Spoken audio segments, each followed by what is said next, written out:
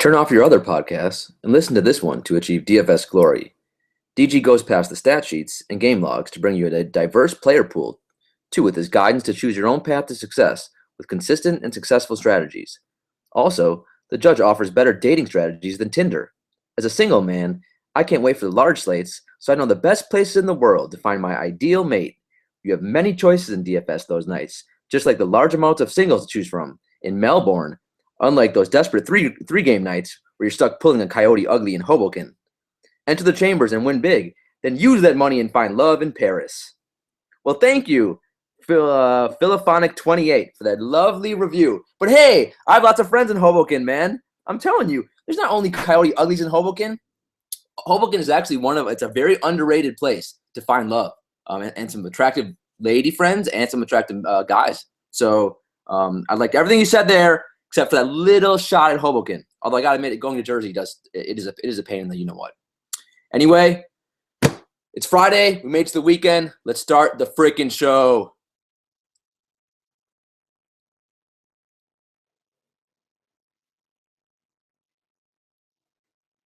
This episode of DG's Courtroom is sponsored by Draft, a daily fantasy app where chances of winning are almost 3 times better than on FanDuel or DraftKings. On Draft, it's draft day every day. You can do a simple snake draft for one day whenever you want. Drafts take just minutes to complete. Download Draft now. Be sure to enter the promo code DFBPOD when you download to get a 100% deposit bonus. And with that, we are off. Welcome to the show for Friday, March 17th, 2017. An 8-game slate on tap. So normally on Friday, we get sometimes 11, 12, these mammoth, overwhelming slates. This is a very perfectly beautiful 8-game slate. Welcome to the show. I'm your host, the judge, Daniel Green. You can find me on Twitter at DanielAGreen1. And like that beautiful review just said, the slate dictates what we do. This show's not only about giving you players. This is not the Beeler Booker show. And by the way, the last 2 shows, I gotta admit, they've been pretty freaking boring. Sometimes I will go critique my own shows. And if I think they sound too much like the other crap out there, I will hit myself with the gavel. So I gave myself a little scolding because it was just too blah. It was too plain. There was no innovation the last couple of shows. Now some nights, because it's currently it's 3:40 in the morning, it can be tough to come up with creative ideas when my brain's only working like 85% capacity. But still, feel free to yell at me if I give you guys a Beeler Booker show, which is basically a show with who do we like, Beeler Booker, which obviously choosing the players is very important. It's probably the main reason why you're here. But let's have some fun also. So we don't only want to have a Beeler Booker show. Who should we play? Every show does that. Which leads me into this. So it's an 8-game slate. So what city can we be in on this slate? Well, now, as I was saying, normally on Fridays, we get very large slates. So lots of options. Like my good friend who wrote that review just said, maybe we're in Melbourne or Melbourne. I still do not know how to pronounce it. I guess Americans just can never pronounce it with our accents. So that sucks. But I guess I can say Australia or Paris. Normally we're in a glorious city like that. New York, where I'm from, lots of lovely ladies here. And the weather's going to change. And man, it's going to be great to walk outside and see everyone wearing these little dresses, or if you're a woman, whatever you want to see a guy wearing. But this is only an 8-game slate. So we're not in a huge city. And it's also spring break, if you haven't realized. Maybe you guys are young enough. Maybe a lot of you guys are in college. A lot of DFS players, a ton are still in college. You guys are young, man. And I'm also very upset because when I was in college, I never took advantage. I never went on spring break, ever, in my entire life. Maybe I should still do that. Now I'd be like a creepy older guy doing it. But still, I never did it. I wonder why. I never studied abroad either. Two things I do regret. I used to do both those things if you're still in college. But on this slate, I feel like, you know what? Let's do a spring break destination city. How about that? Because on 8-game slates, we're still gonna get some options. But we're probably gonna be drunk if we're on spring break. So we might not make the best options either. So I'm gonna give you a list of the top. Let's see, it's the top 8 spring break destinations with a kick, with a caveat, because normally if this was like an 11, 12 game slate, we'd go somewhere super exotic, right, on this spring break extravaganza. But it's only an 8-game slate, so we can't go anywhere. It has to be a best cheap spring break destination. Ah, I fooled you. See, it's cheap, so we have to be frugal with our money. It's tough these days. Maybe someone's been on a bad bender in DFS. So it's a best cheap spring break destinations. These are the top ones. We either can be in Myrtle Beach.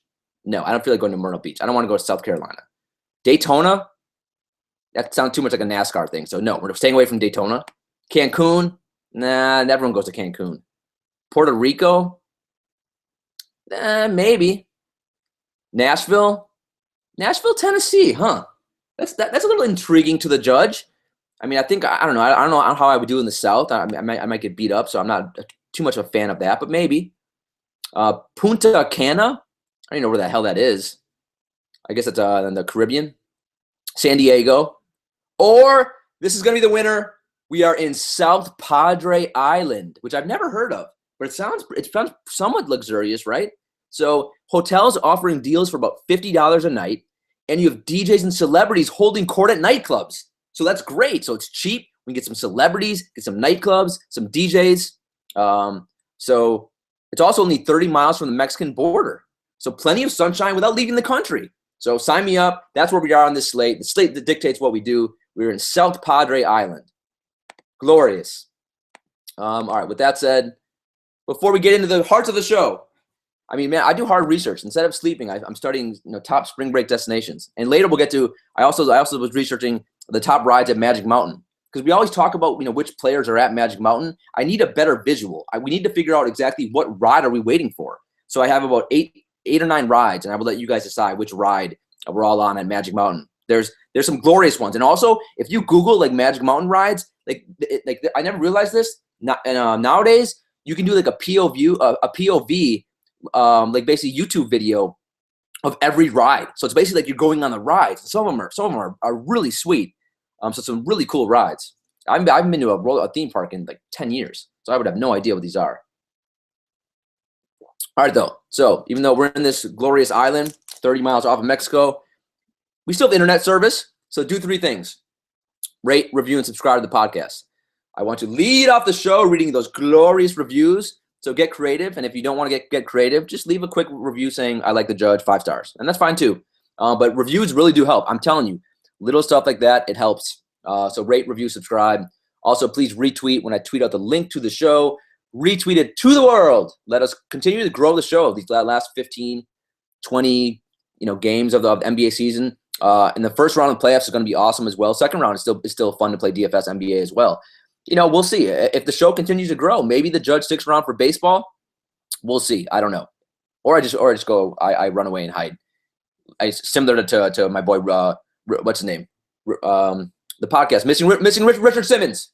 Man, I'm telling you, late at night, man, my brain does not function at 100% capacity. So that's 2, retweet. And number 3, download the app Draft. And when you do, use the promo code DFBPOD. Let's get some new people downloading that app. It's a lot of fun. It's just snake draft. You choose 5 players, 2 guards, 2 forwards, 1 center. It takes like a minute. That's a lot of fun. So if you download it and you can't find out where to put the promo code, just let me know tweet at me at Daniel A Green 1. Let me know your username on the app, and you'll get a 100% deposit bonus. And the promo again is DFBPOD, which stands for Daily Fantasy Basketball Pod. All right, so where are we? So remember, we are still going to now the real life NCAA tournament kicked off, which I don't know if I really didn't watch much of. The only thing I really truly watched was my own team, Wisconsin, which played late at night. It was a 9:30 Eastern game. So I watched that. I watched the second half of that game. I have not watched a lot of Wisconsin this year, even though that's my school. And then they did squeak out a win against Virginia Tech. And I think now they play the 1 seed Villanova. And I have not. I think as I mentioned like last couple of shows, I'm not a big fan of college basketball. So I think Wisconsin finished like second in the Big Ten. So I don't know how they're only an 8 seed, which seems low to me. So that's but anyway, so that'll be fun to watch them play the 1 seed. I think Villanova won the whole thing last year, right? So I mean that should be a tough game. But the thing about Wisconsin, they can beat anyone. I mean, now ultimately Wisconsin, they will always choke. So we will never win the whole thing. But that was fun. So hopefully you guys have if you're doing all your brackets, you're having your fun. You watch. There's tons of basketball on. There's college, NBA. So it was a really fun day to watch basketball. And but we are doing the Judges Chambers head-to-head NCAA style bracket that is still going off. That's going to kick off 1 week from yesterday, March 23rd. Remember, if you want to play in the head-to-head Judges Chambers, all you need to do 3 steps. You have to follow at DG Courtroom on Twitter. Don't follow me. I mean, obviously, hopefully, if you're not following me, I will find you and hunt you down, take my gavel and hit you upside the head, gently, hit you gently. But I created a special Twitter handle for this contest at DG Courtroom. Also, tweet what head-to-head contest you want to play in. Do you want to play the FanDuel or DraftKings? And then tweet your username for either FanDuel or DraftKings. So you probably have until the end of the weekend to do that. And then starting Monday, I'm going to start compiling the brackets, and then we'll go from there. And on Monday's show, I will tell you about payment and all the rest of the details regarding the brackets. It's going to be a lot of fun, though. I'm looking forward to it. And remember, as I keep telling you, head-to-head is a much different skill than playing regular chambers, which is more of a tournament contest.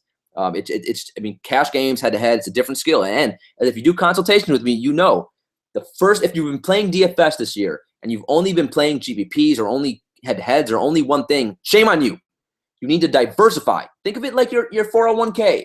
You need to diversify your portfolio. You should be experimenting, playing all kinds of contests to figure out what your strength is. And whatever your strength is in DFS, that's where you put your most money, right? Because you want to make money. If you're not a good tournament player, don't spend all your money playing tournaments. It makes sense to put most of your money into playing cash games or head-to-heads. And conversely, if you're not great at building cash game lineups, then maybe you should be playing more of the single entry tournaments, maybe even the multi-entry tournaments, but that's a whole different deal because my feelings on the multi-entry tournaments. All right, so regular chambers, which we had on Thursday. We had only 2 of them on FanDuel, and we had 1 on DraftKings. On FanDuel, we had YJack78, scored at 319.6. So it wasn't a really high-scoring night overall. It was a lot of funky, weird, bizarre things were happening on the court. Really, no single player went nuts. You had a bunch of guys played well. You had guys like Will Barton go nuts, and he's kind of a mid-price guy. But really none of the stars, hit 6-7 times their salary. Westbrook was good. LeBron was good. Jokic was good, but no one was extraordinary. So the scores were not super high. And then Justin P94 also took down one of the chambers on FanDuel. So congrats to you guys. On DraftKings, Call44. I feel like this guy's at the top of the leaderboard all the time. Call44, what's your Twitter handle? This guy's really good on DraftKings. 321.5. So monster score for DraftKings. Remember, only 8 players. So he had higher scores than the FanDuel Chambers score tonight with 1 less player. That's pretty amazing. Bear Down BJ took 2nd, and then Wazi the Guru DK took 3rd. So congrats to all of you guys in Chambers land today. Let's get to the Emmy nominated segment. When are the Emmys? Did I miss them already? Were they like in February? I guess so. We won't find out if it's going to win the Emmy until next year. That's going to be a long wait.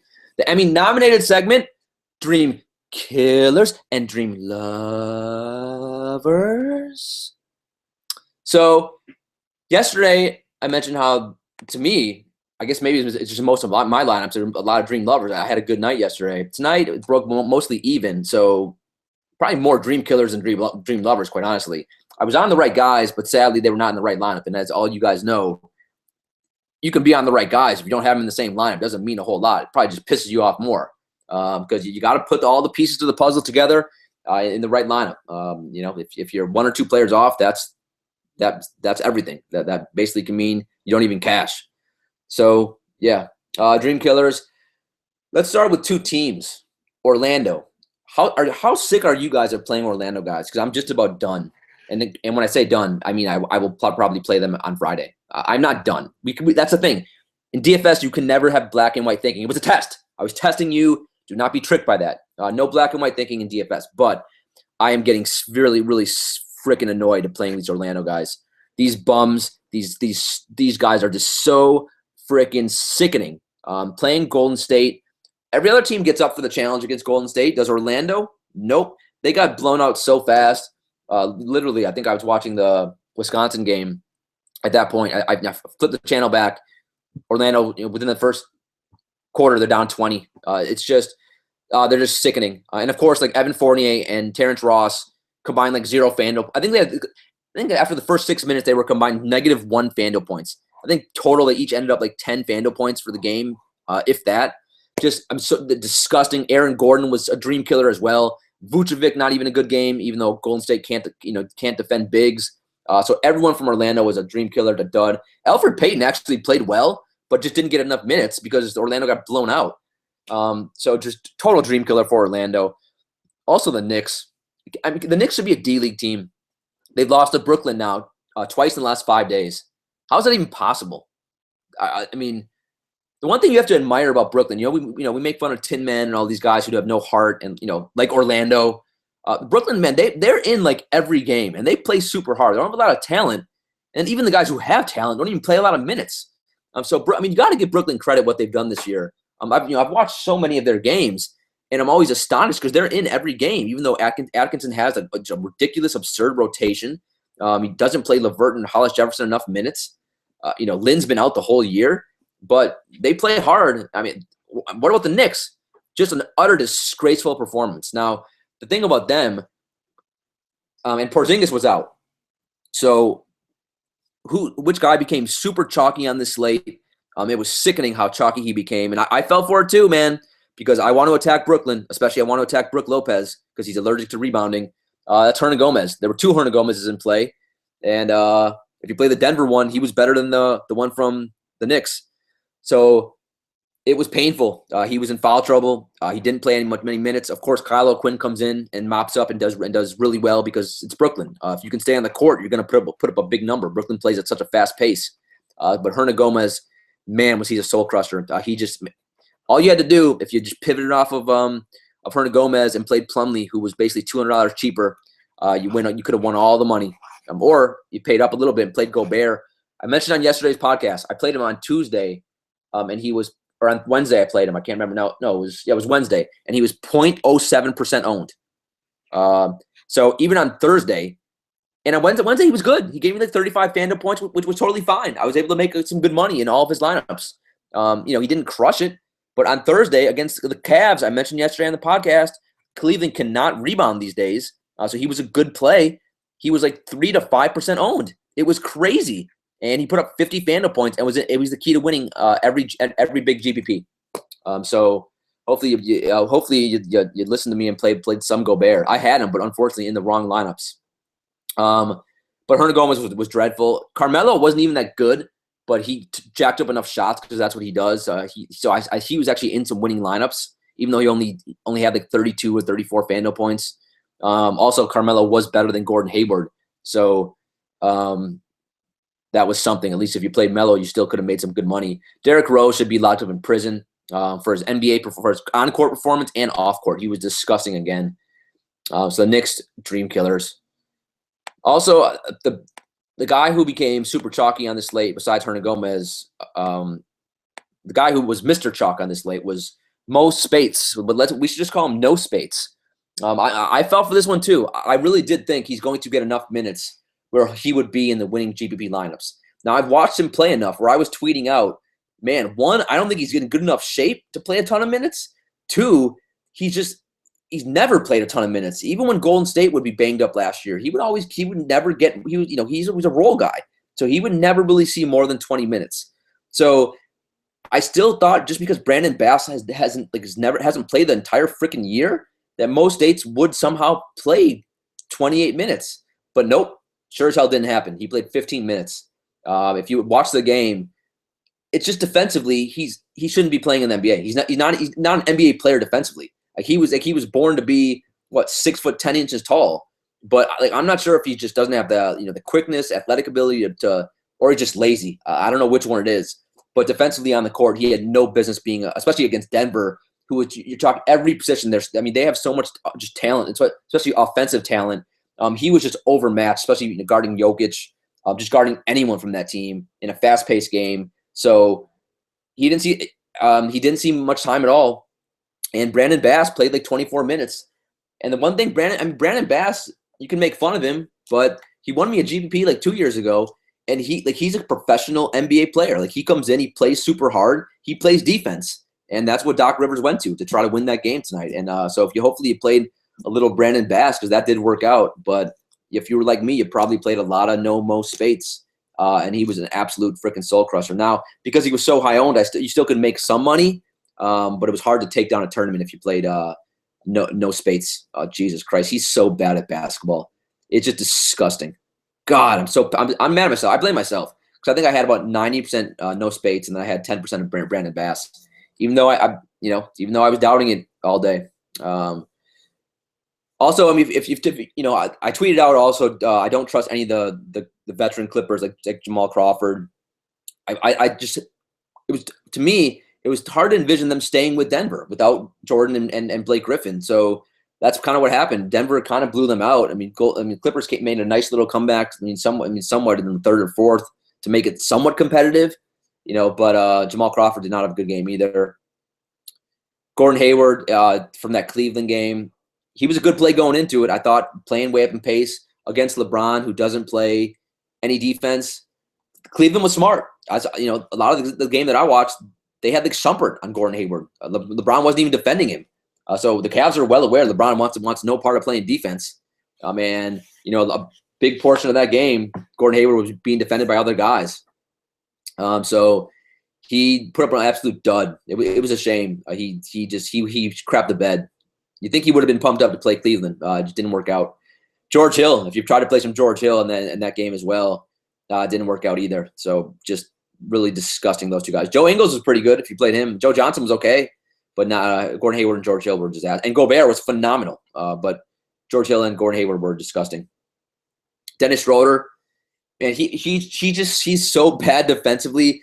Mike Conley was dancing circles around him on a back-to-back. He basically got benched, and he was he was not shooting the ball well. So if Dennis Schroeder is not going to play good defense and he's not shooting the ball well, he kind of got benched. So he didn't play a ton of minutes, and it was not a good night to play him. Westbrook, I have him down as a dream killer because he's just too good. I'm blaming him because he was too good. He played so well. OKC was able to blow out Toronto. We needed that game to stay close. Westbrook had 60 FanDuel points in 3 quarters, and he was on his way to giving you like 80 or 75, something like that. He was phenomenal. And he had played a bad first quarter. So really the second and third quarter, he put up like 50, 60 FanDuel points. He was tremendous. But they were up by 30 going into the fourth quarter. It was just a shame. So basically, if you ended up playing like LeBron over him, LeBron ended up being a better play because LeBron ended up with like 54 FanDuel points, and Westbrook was like, $3,000 more expensive.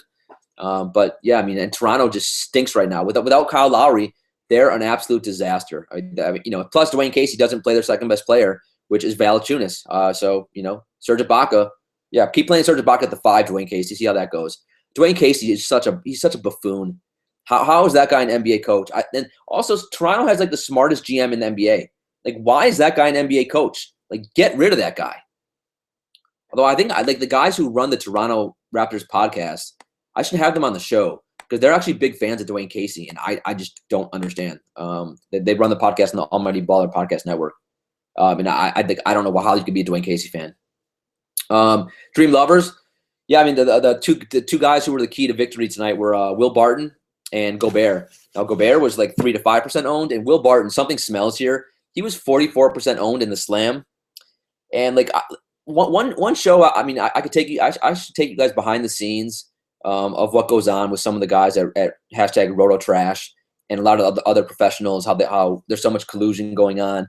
Everyone's basically a lot of the guys are doing this for a living. They pool all their money together, and so they're all playing as a team. So I mean, I'd say about half the lineups in the Slam are basically it's guys who are playing as a team, which is pretty disgusting and deflating when you really think about it.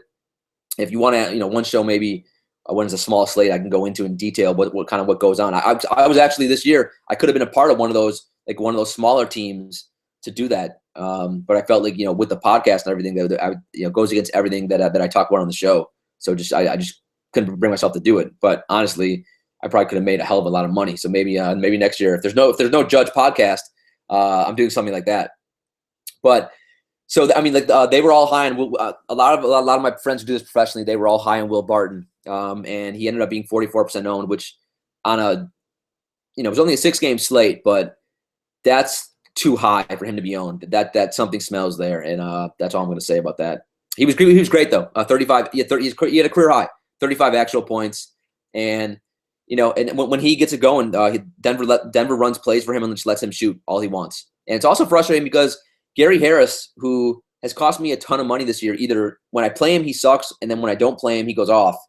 It was one of those nights where he played 41 minutes and took 9 shots.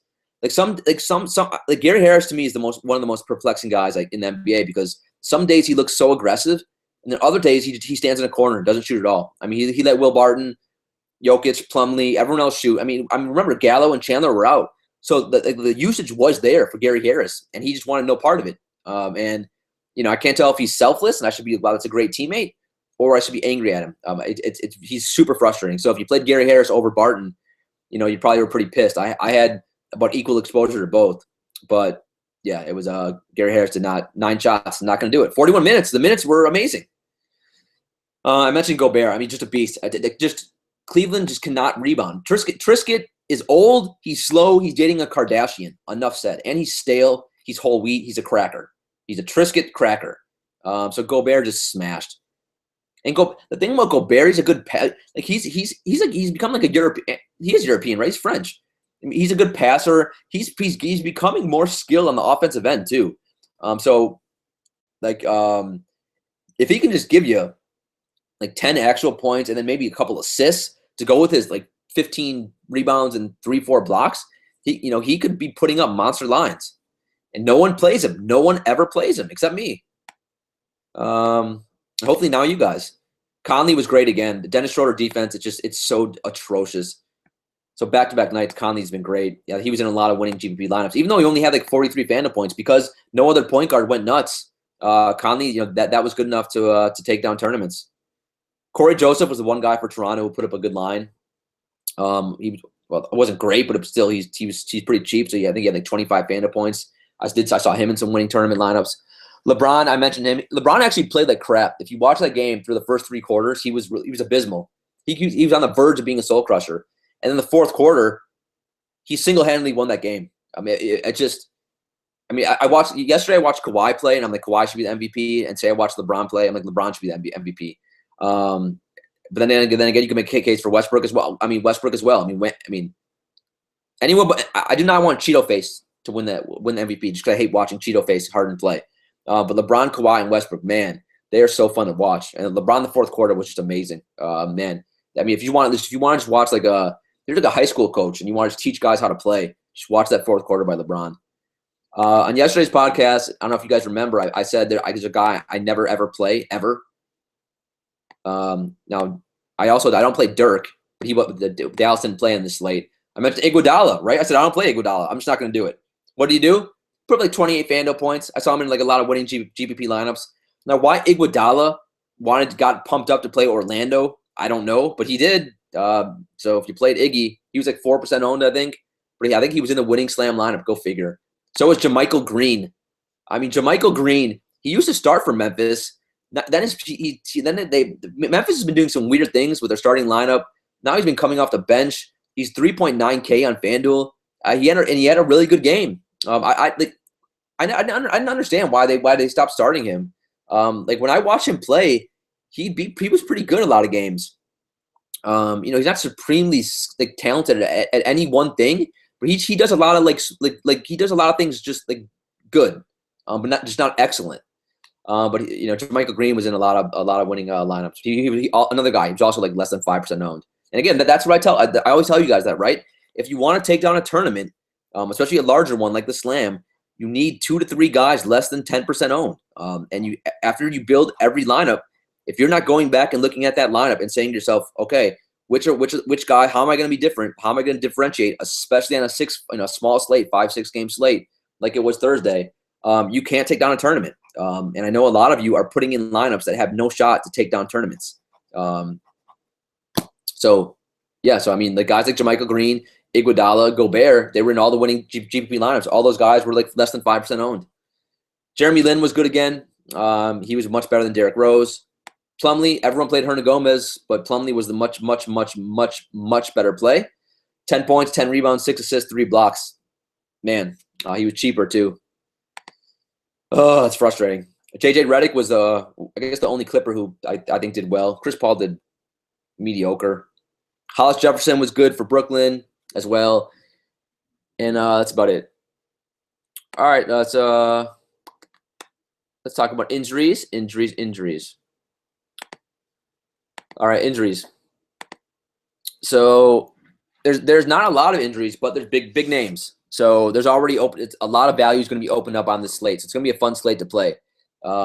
Cameron Payne looks like he's going to be out for Chicago, but that's not the big one for the Bulls. The big one is, as much as it pains me to say, my favorite player in the NBA, Dwayne Wade, is out for the year with I think a fractured wrist.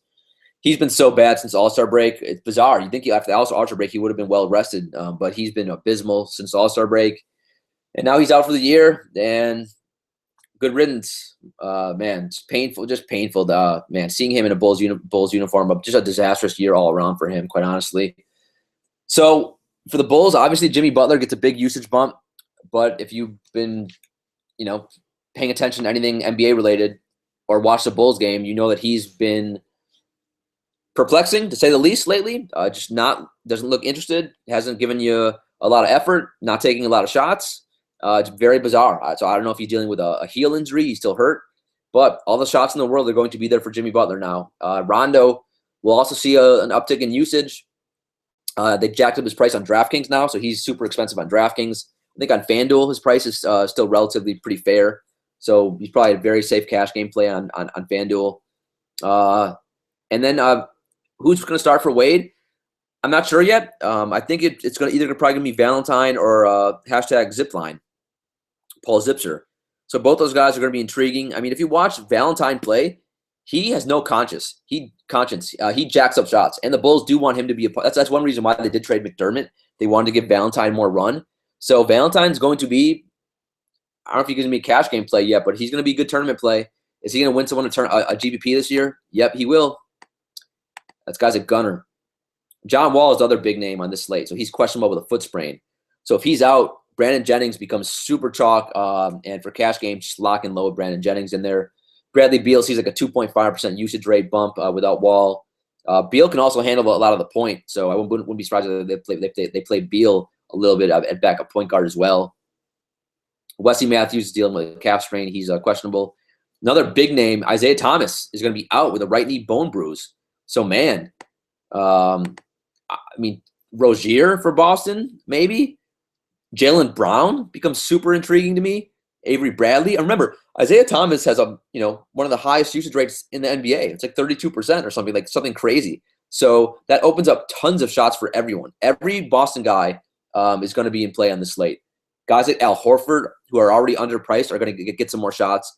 Obviously, Avery Bradley, even a Jay Crowder, and then you have whoever starts for him, and a lot of those bums, like a Terry Rozier, and I really do like a Jaylen Brown, and Marcus Smart, obviously as well is going. So really all the Boston guys. The problem is I need to figure out what the pricing is, because I think DraftKings already jacked up the price on some of the Boston guys, and that's about it for injury news. All right, let's take a little quick trip to Vegas, shall we? Spring break's over. Spring break is over. Now we are back in Las Vegas. You know what? I'm sick of Vegas. Let's go to Jersey, because the people whoever wrote that review made fun of Jersey and Hoboken.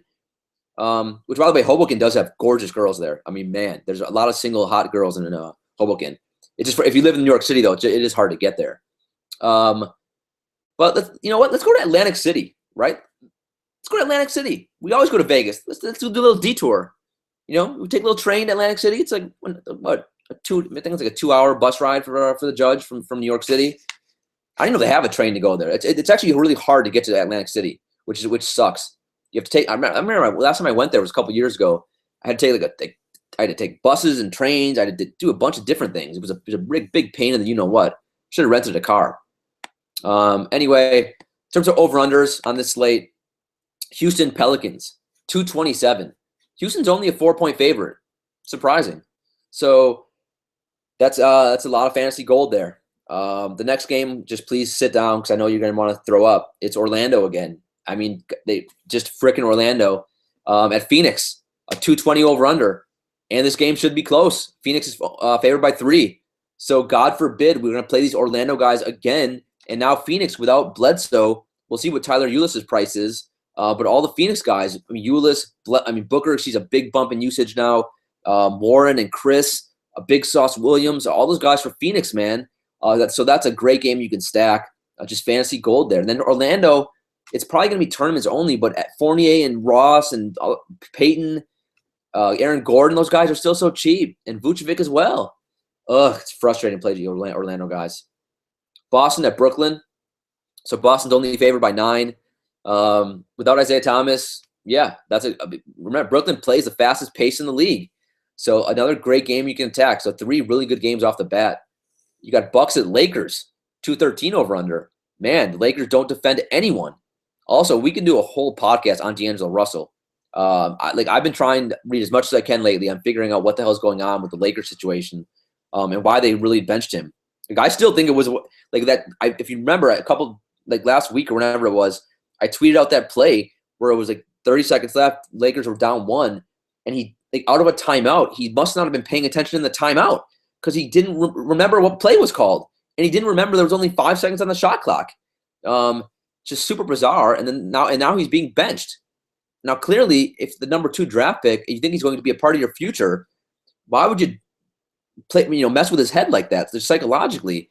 And he's been his 2 games coming off the bench so far. He's been a disaster. He fouled out last game, and he had more turnovers than fouls.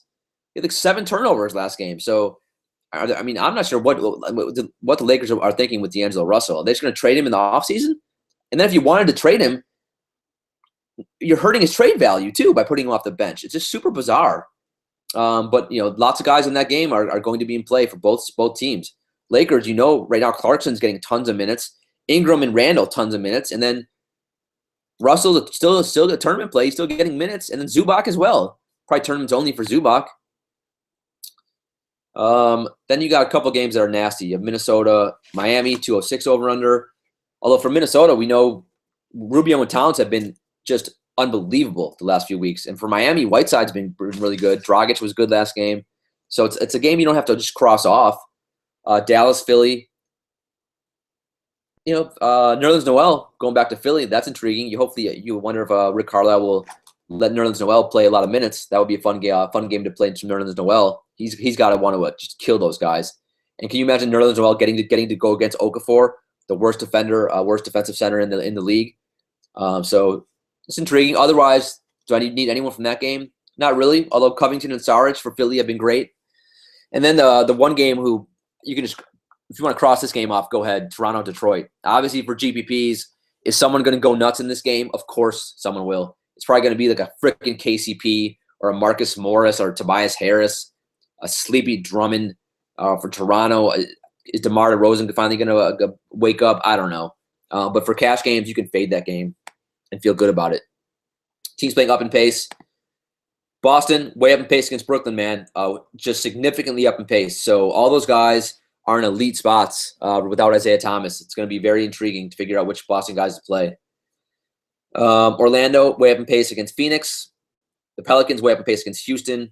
And the Bucks, way up in pace against the Lakers. So 4 teams that in my opinion, are underpriced on this slate because they're going to get extra possessions.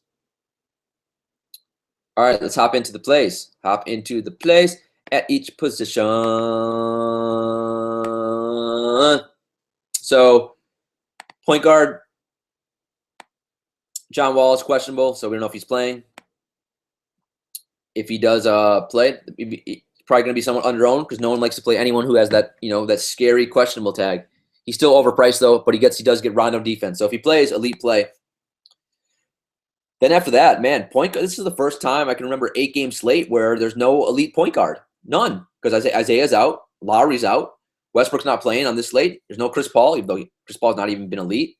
So the highest priced guy could be Goran freaking Dragic against Minnesota. It's a nice little game stack. You have a lineup with Dragic and Rubio. That would be fun. Am I going to do Dragic in cash games? I will not. I know he's coming off a great game, but I'm not going to chase those points. That was about as well as he could have played, and that was 45 FanDuel points. So he needs to get you like 40. So he's fine. I'm not super excited to play him. Ricky Rubio, give me Rubio right now over Dragic. He's been so consistently good. And the scary thing is he's scoring actual points. He only had 7 assists last game, but had 20. He's had 3 straight games over 20 actual points. I'm not sure how that's even possible, but it is. So he's Dragic is a sneaky good defender, and also Miami has other good guards they can put on him, like Josh Richardson, Tyler Johnson, who are good defenders. But right now, Rubio's safe for all formats. He's been excellent lately. Man, sorry, I need a drink. I feel like I've been talking like super fast so far on the show. I don't know if that's the case or not.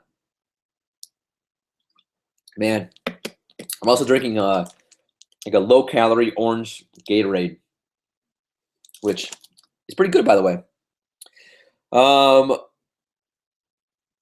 So Drew Holiday, 7.3K against Houston.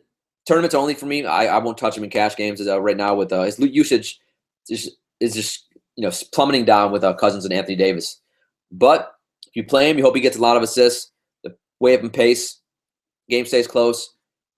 Patrick Beverley defense, it worries a lot of people. So tournaments only, but it's whatever, it's fine. Elfrid Payton, 7.2K. He was the one Orlando guy who I thought did play well. He only played 22 minutes against Golden State on Thursday. He had 25 FanDuel points, man. He had 13 points, 8 rebounds, 2 assists, 2 blocks, and he was on his way to put up a big line. So no one else from Orlando showed up. Now he gets Phoenix. He gets like 3'7" Tyler Ulis. So Elfrid Payton, to me, elite tournament play. Do you want to do it in cash? Probably not Orlando guys in cash, but he's been good. So the good thing about Russell coming off the bench is his price went down to 6.1K, coming off 7 FanDuel points against Houston. The last coming off the bench, I still have been unable to. I listen to the one podcast I listen to every day. It's Mason in Ireland, which is a podcast that's based in LA, and I think Ireland's the voice of the Lakers in terms of the radio. But he was unable to really shed any light on why they're really benching Russell, which I thought was disappointing. But tournaments only. The Bucks also are a tough team to attack at the point guard position, so not the ideal spot for Russell. But if he does get minutes, he still is going to jack up shots. So he'll be under-owned, and people hate in tournaments. People hate playing guys coming off the bench. So I think he's a sneaky tournament play. Jeremy Lin, I'm worried about the minutes. This is the most minutes he's played maybe all freaking year. He played 30 minutes against the Knicks. He had 30 FanDuel points on Thursday. So if they sat him out, I wouldn't be surprised. Just keep an eye on the news. If he plays, he's fine. Although it worries me a little bit he's going to get like Marcus Smart defense and maybe Avery Bradley defense. So not of the best spot in the world for him. If Isaiah Thomas was playing, he would have been an elite play for me.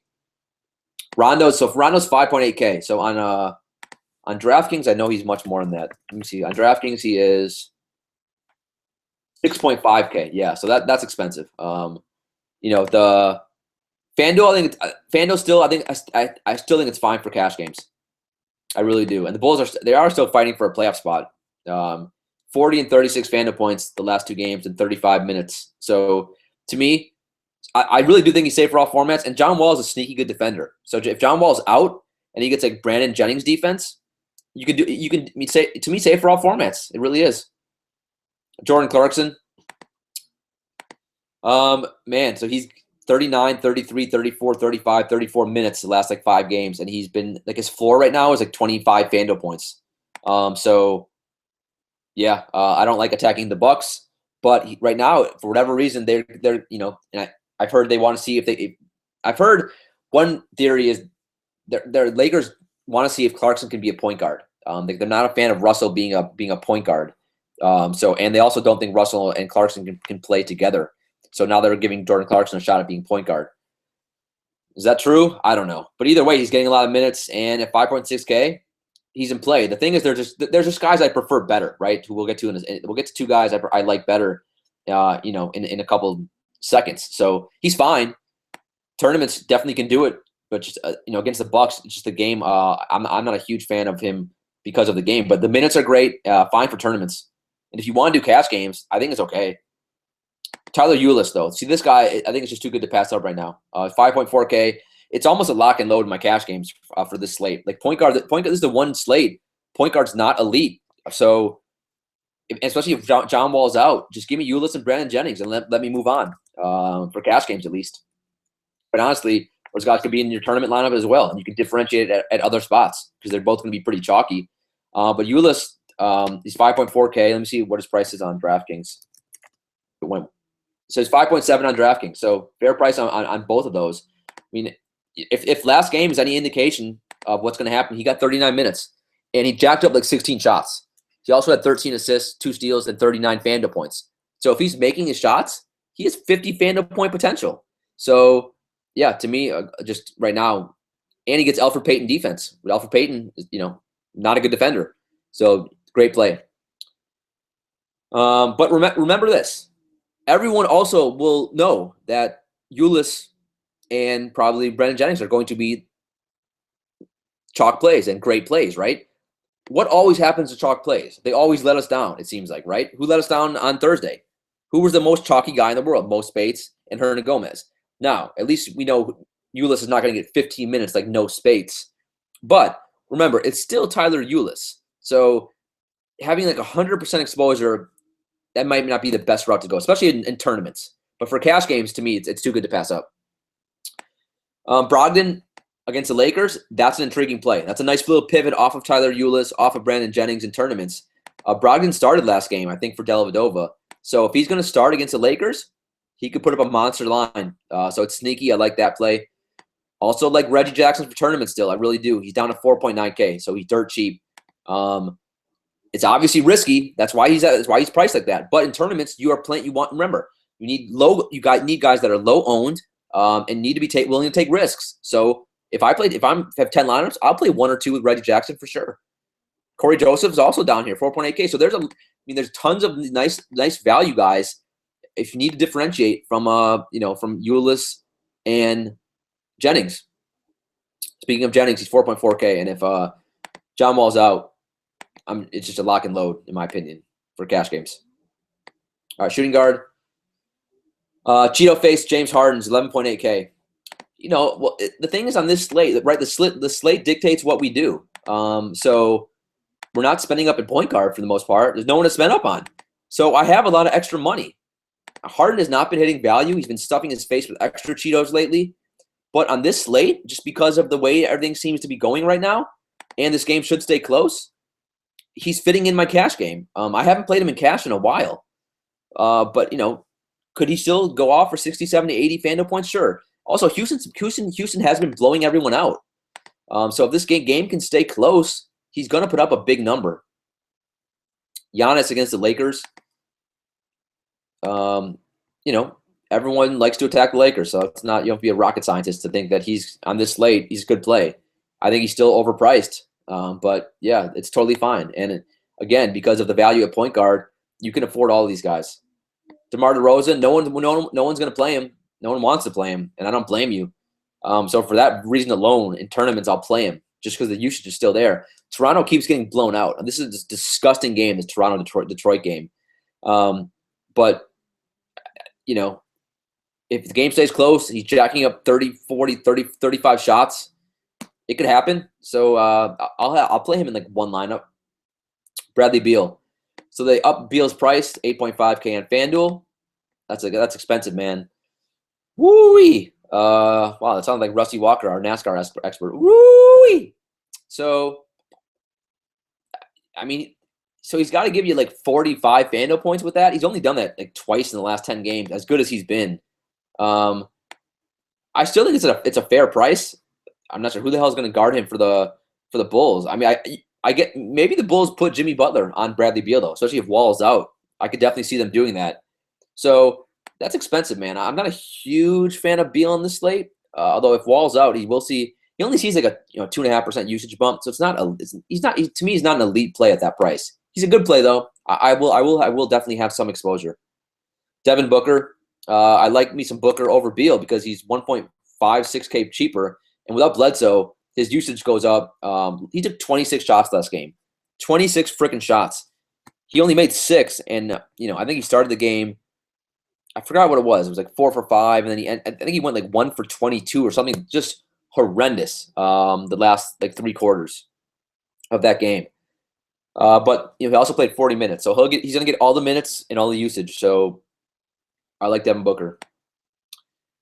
Waiters Island, Deion Waiters.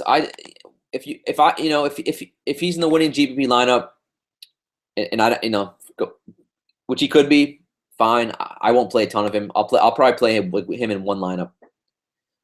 Avery Bradley. Oh, they jacked up his price. That was smart. On wow. So FanDuel also jacked up Marcus Smart. Jesus, man, what are the prices on So man, Avery Bradley is 6K on DraftKings with 6.4K on FanDuel, and Marcus Smart is 4.9K on DraftKings, but 6.3K on FanDuel. What the hell is FanDuel doing? Normally, DraftKings is the one that jacks up the prices.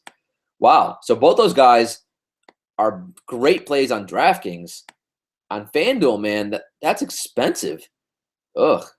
I mean, I don't really want to. I mean, wow. I mean, I guess Avery Bradley is still okay for cash games at that price.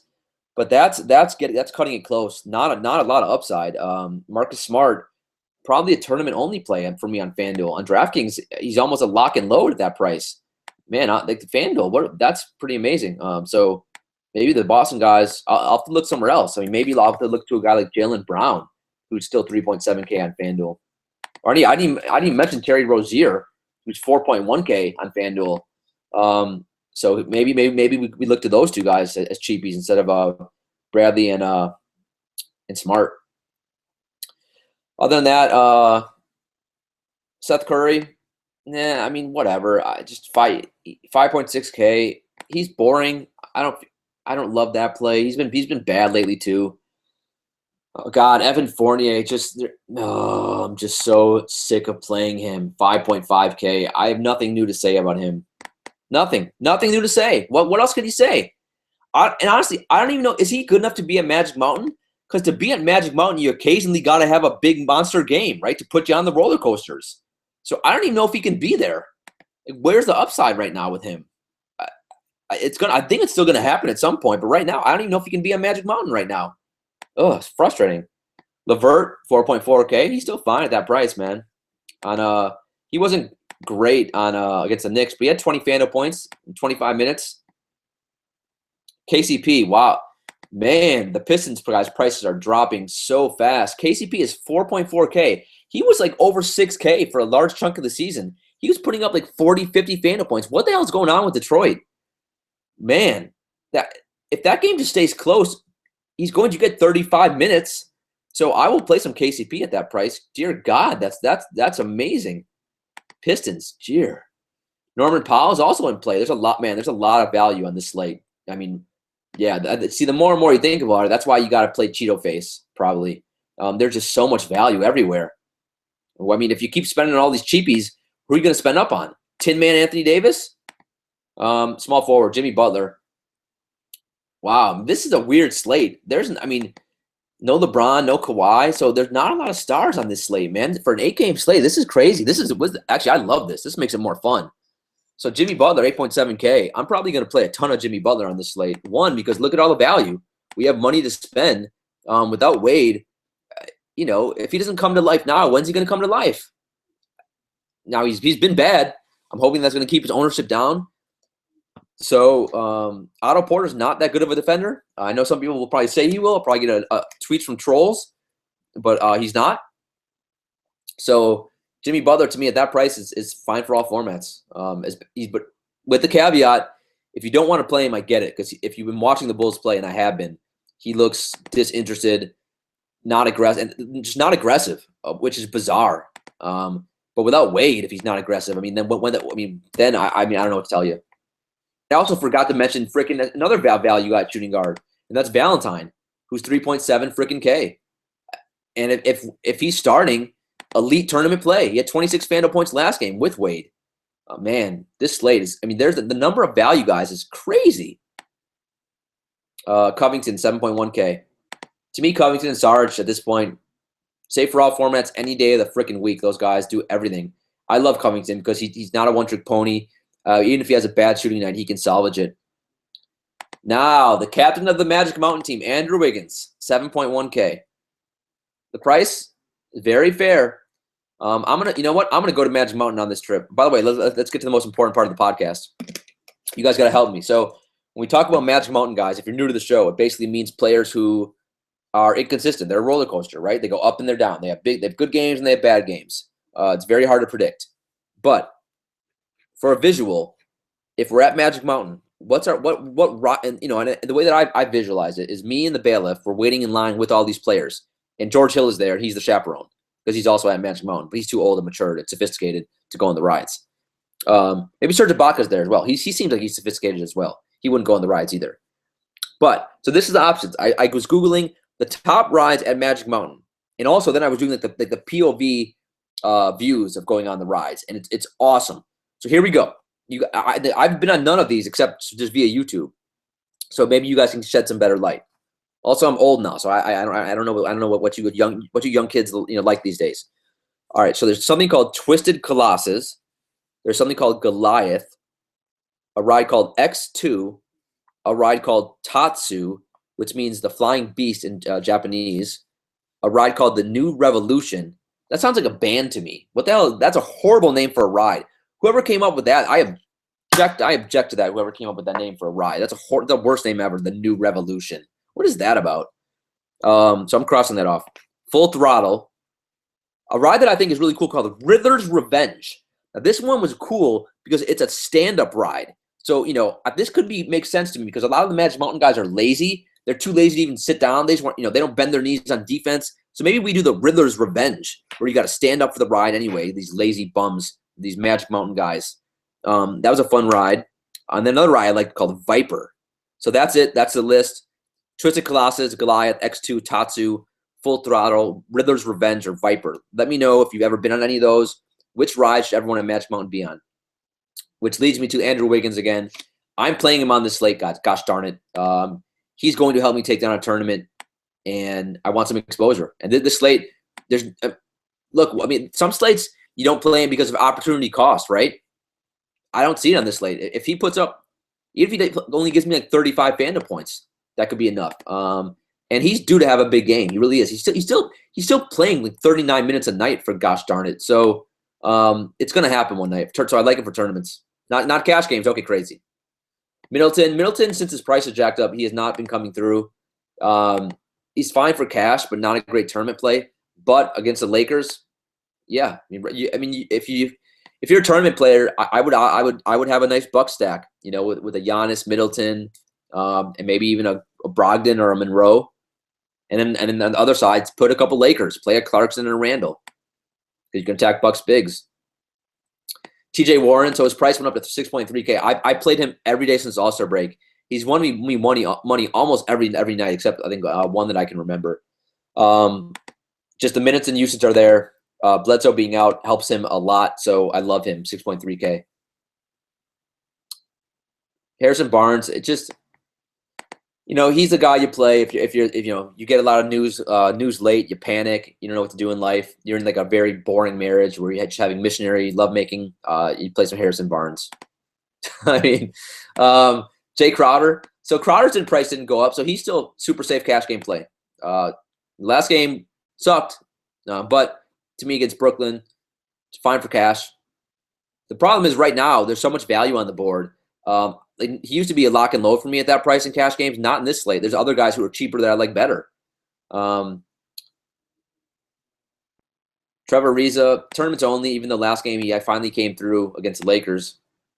Brandon Ingram. I prefer Ingram to Crowder. He's cheaper and he's playing 40 minutes a night. So he doesn't have to do much to hit value. And he has actually looked better. He's actually taking some shots. I think Russell being out of the lineup is helping him. Russell being out of the starting lineup because Russell had like a 30% usage rate. So Clarkson's doing a better job maybe of getting Ingram involved in the offense. Maybe that's one of the reasons that why they bench Russell as well. They want Ingram to get some more shots. Hollis Jefferson, to me at that price he's still fine. 4.4K. He had 33. He was great. 33 fandom points on Thursday. He's great. Every time I watch him play, he's great. It seems like. Terrence Ross, tournaments only, Magic Mountain guy. The last 6 games. It's been that wow. So it's been 6 freaking games in a row, and he's been bad. But before that, he had like 3 games in a row, 3 out of 4 where he was above 30 Fando points. But he's been bad. I don't know what. There's nothing I can say new about him either. Just if you play him, you pray, you make some freaking shots. Jaylen Brown, to me, he becomes a great play on the slate. I mean, the Celtics love him anyway. They're trying to get him extra minutes. So without Isaiah Thomas, yeah, I think safe for all formats. I really do. All right, power forward. The Tin Man, Anthony Davis. I will not trust it for cash. 11.2K. He's been good since Cousins has been back. He has like a floor of 50 Fando points. The thing is, on this slate against Houston, we saw Fat Julius Randle destroy Ryan Anderson. That's just a tough matchup. There's no one for Houston that can defend Anthony Davis, so he's primed to have a big night. It's going to be tournaments only for me, but I'll play him. And the thing is, on this slate, even if he only gets you like 50 or 60, I mean, how many guys can do that on this slate? Not a lot, because of there's not a lot of the superstars. So he's a good tournament play. Dario Saric, yeah, him and Covington, man. Saric has been giving you 46 Fando points last 2 games. He's been so good. Dallas, not the best matchup in the world. I'm not sure if Dirk's going to be defending him. That makes me love Saric more. Also, I'm going to have to play some Okafor probably, because if Dirk is playing the 5, I immediately will play the other team center. If Carlisle was kind, he would start Nerlens Noel, so Nerlens Noel could destroy his former team. And also, it just makes sense, because why would you ever play Dirk at the 5? It's the dumbest thing I could. It's mind-boggling. If you guys watch the Dallas game, watch Dirk at the 5. He can't move anymore. He can't freaking move. It makes no sense. Anyway, Sarge, safe for all formats. Julius Randle, yeah, you can attack Bucks bigs. If there's one Lakers that I like the most on this slate, it's probably Julius Randle. So safe for all formats to me. Even though if you don't want to do it in cash, I get it, because it's still Lakers and they're doing weird things. Serge Ibaka, he's at Magic Mountain. He could be a chaperone though. I tried to play him a little bit on Thursday. That did not work out well. That's 3 straight games under 20 Fando points, and just very disappointing. And now this Toronto-Detroit game is going to be just a mess.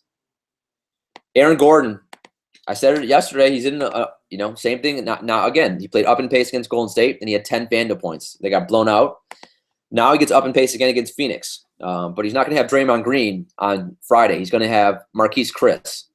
So Aaron Gordon's a good play. But Orlando, God. Marquise Chris, yeah. I will have one. I'm stubborn, so I'm gonna have one. I'm gonna have a mini stack of this Phoenix game, and I'm gonna play Booker, Chris, and Warren, maybe even a Ulis, and I'll stack it with Orlando guys as well, with Fournier and Peyton and Gordon or Ross, and Marquise Chris, 4.8K, very fair price. He was great last game. 32 minutes, 39 Fando points. I mean, Phoenix allegedly is going to let all the young guys get all the minutes right now, which is fantastic for DFS purposes. Other than that, Ryan Anderson, he's on the road, so he's he's better shooter on the road, so he's in play at tournaments. Rashawn Holmes for Philly, he's been good 3 straight games. Really, he's been somewhat consistent with. He's been a cash game play now for last couple of weeks at that price, and he's got some upside. The only problem is Coach Brown is stubborn and plays Okafor when he shouldn't, because Okafor is the worst player in the NBA. If Okafor ends up getting in foul trouble or something like that, Holmes goes nuts. Mirotic, tournaments for the Bulls. He's intriguing now because the Bulls, he's played 28 minutes the last 2 games. He's jacked up a lot of shots. He's also one of the worst defenders in the league, so that's why it's hard to play him. But tournaments, yeah. All right, center. Towns is 10.6K. So I'd love to attack Whiteside, and he's been so good lately that, yeah, I mean, if I play Towns, I normally put him with Rubio, and that's been a killer combination lately. So on this slate, the pace of this Miami game, not great, but Towns should be able to feast. Cousins is 1.2K cheaper than Towns, and he gets Houston. It's an elite matchup. Like I at some point, you think Cousins is going to have a monster game, right? He keeps getting in foul trouble. he's such an idiot on the court. How can you have no basketball IQ? He's been in the league, what, like 8 years? He's committing the dumbest fouls since he's been traded to the Pelicans. It's been really bizarre. He's in foul trouble every freaking game. So he's cheap. I love the matchup. I won't do it in cash games, but tournaments, yeah, absolutely. Whiteside, 8.7K. Whiteside's been good. Whiteside, he did better than Cousins. He got Cousins in foul trouble last game. So, if I had to rank the centers, I mean, I would go Towns, Cousins, Whiteside. But if you want to play Whiteside, and also Towns is not a good on-ball defender, and Whiteside's 2K cheaper than Towns. So, Whiteside's perfectly fine at this point, and he's been so good lately. If you want to use Whiteside in cash games now to save some money, it's fine. Yeah, he's been that good. He's been that consistent lately. Vucevic, tournaments only for me with Vucevic, but he gets Phoenix. And he's really skilled offensively, as you know, and he's a great tournament play. I think he might be a little bit overlooked on this slate because a lot of people are going to be on Towns, Cousins, Whiteside. I like Vucevic. Drummond, he'll be less than 8% owned, maybe 5% owned. He's been abysmal. Him and Rudy Gobert are the two centers that are really low owned. Unlike Rudy Gobert, though, Drummond is still sleeping. Rudy Gobert wakes up and has monster games. So tournaments only. If Toronto plays Ibaka at the 5, Drummond's could be able to get a lot of rebounds. Brook Lopez against Boston, you attack Boston big, so he'll be overlooked, underowned. But a back-to-back, the minutes aren't there. I like other guys better. Al Horford, I don't mind Al Horford on this slate. I don't. Center's loaded. I like so many centers. Horford's coming off of 46 Vandal points against Minnesota. Because Towns is not a good defender. So Whiteside, who gets Towns, could smash him. Although I do think Towns is too quick on the perimeter for Whiteside. But Horford's fine. Without Isaiah Thomas, he's going to see extra usage against Brooklyn. Yeah, I'm fine with that play. Nerlens Noel is 6K, so he's not cheap. And it's tournaments only. The minutes just haven't been there yet, so it's hard to play him. If he gets to start, I think he will destroy his former team, though. Big Sauce Williams for Phoenix. Man, center is loaded. Every center I like so far. He's been a cash game staple the last couple weeks, and his price isn't going up. It's 5.8K. So if you're spending up, and getting Harden and Jimmy Butler and Anthony Davis, you want to use Williams for cash games, it's fine because he's suitable for all formats right now. So I don't feel the need to go a lot cheaper than that. I guess Okafor, just because if Dirk is playing the 5, you could, and Okafor is still pretty good offensively. He's two games in a row over 30 Fando points. He stinks defensively, but DFS, you don't lose points in DFS for a bad defense. Capella, Gortat, Bismack. I don't know why I said Bismack's name. Robin Lopez. I guess Zubac, I'll still mention him, 4.1K. You can attack Bucks bigs, coming off a disastrous 5-point night against Houston. But he had 40 the night before that. So, he got in foul trouble. If he gets minutes, why not? So, yeah, tournament play, you could do Zubac. Man, center is the best position on the ball. So on DraftKings, I'll be playing like 2 or 3 centers depending on position eligibility. All right, that's it. That's the slate. Man, fun slate. We got through it. Man, my voice is super hoarse. I am exhausted. Woo, I feel like it was a long show. All right, hopefully you made some money on Thursday. You made it to the weekend, so congrats. Have any questions, feel free to tweet at me at DanielAGreen1.